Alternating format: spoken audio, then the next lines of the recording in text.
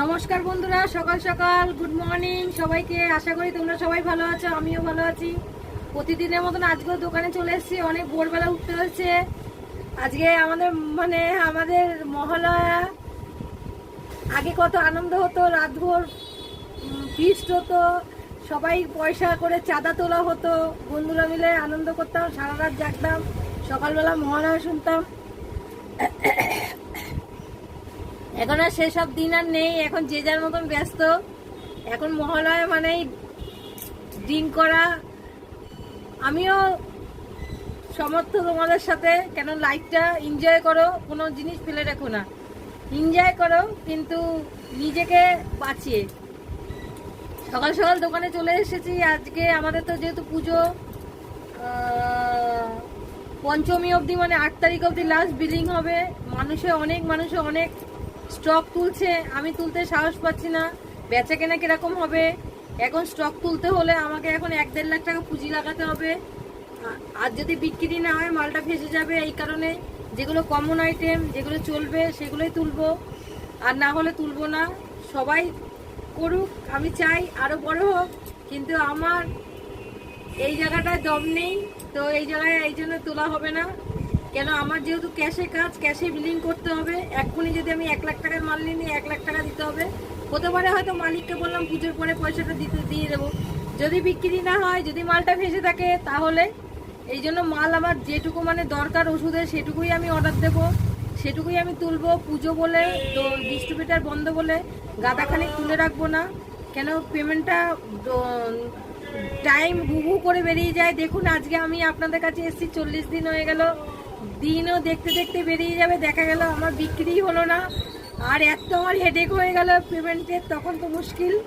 চলুন সাথে থাকুন, দেখাই আজকে সারাদিনে কি করছি। এই যে ওয়ান্টিং খাতায় আজকে ভালোই অর্ডার আছে। সকালে এসে আমি 2-3 জনকে ফোন করেছি, কিন্তু ফোনটা ওরা তুলছে না। যাই হোক, কোনো কারণে হয়তো অসুবিধা হচ্ছে, তুলছে না। তো আবার চেষ্টা করে দেখছি। চলুন সাথে থাকুন, দেখাই।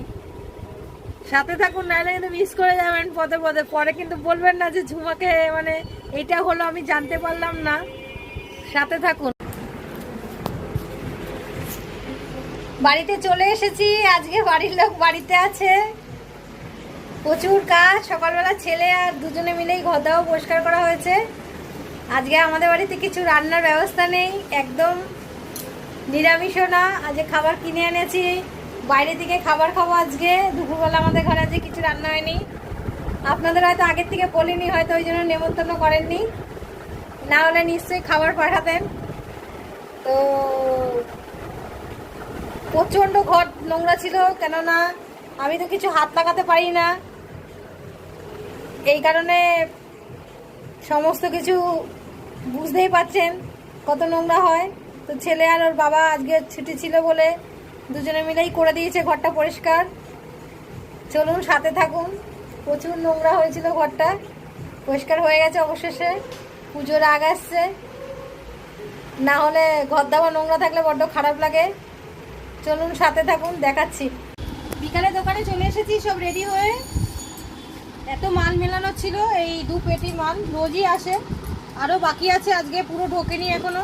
2-3 জনের ডেলিভারি আছে, 2-3 জনের ডেলিভারি আছে। আজকে দুপুরবেলা তো আজকে বাড়ির লোক তো ঘর পরিষ্কার করা হয়েছে, ছেলে ঘর পরিষ্কার করেছে। দুপুরে তো রান্নার কিছু ব্যাপার ছিল না, আমি বিরিয়ানি নিয়ে গেছি, ওটাই খেয়েছি। বাড়িতে গিয়ে তো আর মানে চুপচাপ বসে থাকলে হয় না, আরও যেগুলো কাজ ছিল টুকটাক করতেই হলো। তারপরে আমি 4টের সময় বেরিয়ে গেলাম, মার বাড়িতে গেছিলাম। বাবার আজকে ভ্যাকসিনের ডেট ছিল, ভ্যাকসিনটা দিয়েই এনআরই চলে গেছিলাম ওষুধটা আনতে। তো আজকে একটু বেশি সেজেছি। আজকে আমাদের মহালয়া। চলুন সাথে থাকুন, দেখাচ্ছি। 11:15 বেজে গেছে বন্ধুরা, এখনো পর্যন্ত বাড়ি যেতে পারিনি। আজকে অনেক ডেলিভারি ছিল, ছেলে একটু আসতে দেরি করেছে বলে আরও দেরি হয়ে গেছে। এখনও অনেকগুলো ডেলিভারি বাকি, এই এতগুলো ডেলিভারি এখনও বাকি। যেতে যেতে যতগুলো দেওয়া হবে দেবো, আর বাদ বাকি নাহলে কাল সকালবেলা আসার পথে দিয়ে দেবো। অনেক দেরি হয়ে গেছে, হাত খুব ব্যথা করছে। আর কিছু বলার নেই আপনাদের কাছে, ডেলি একই ভিডিও, দোকানেই থাকি, আমার কর্মটাই দেখাই আমি, এর থেকে বেশি তো কিছু দেখাতে পারবো না। ভিডিওটা ভালো লাগলে পাশে থাকবেন, সাথে থাকবেন, লাইক করবেন, কমেন্ট করবেন, শেয়ার করবেন। Tata, good night, bye bye.